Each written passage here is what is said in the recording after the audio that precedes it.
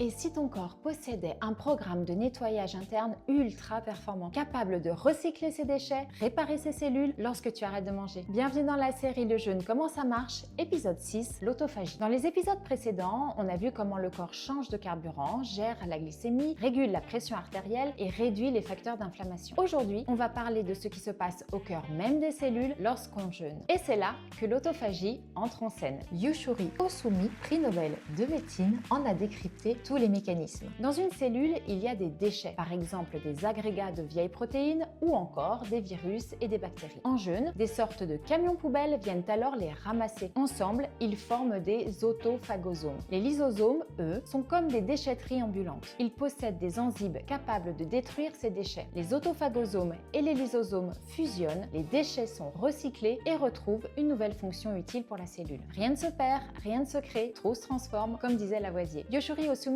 a étudié ce processus en affamant des cellules de levure de boulangerie, ce qui a stimulé le mécanisme d'autophagie chez elles. Il a ainsi réussi à identifier 15 gènes clés responsables de l'autophagie. Il a ensuite montré que ce processus similaire s'appliquait aussi aux êtres humains. Pourquoi l'autophagie est-elle si importante? Parce qu'elle joue un rôle déterminant dans l'état de santé de la cellule en éliminant les éléments toxiques et infectieux. Mais avec le vieillissement, ce mécanisme s'affaiblit. Les déchets s'accumulent sans être éliminés, comme lors d'une grève des éboueurs. Cela peut engendrer des maladies neurodégénératives comme Alzheimer, Parkinson ou encore le diabète de type 2. L'autophagie en jeûne, c'est comme avoir un super champion du recyclage dans son corps. Le jeûne agit donc comme un interrupteur biologique qui permet à ce grand nettoyage cellulaire de se mettre en route. À la lune rose, on active ce mécanisme naturel comme l'autophagie. On crée les conditions pour que le corps fasse ce qu'il sait faire depuis toujours. Encore une fois, le jeûne n'est ni un traitement ni une promesse de guérison miracle et ne se pratique jamais sans tenir compte des contre-indications. Si ces contenus t'aident à mieux comprendre ton corps, abonne-toi pour ne pas rater les prochains épisodes de la série.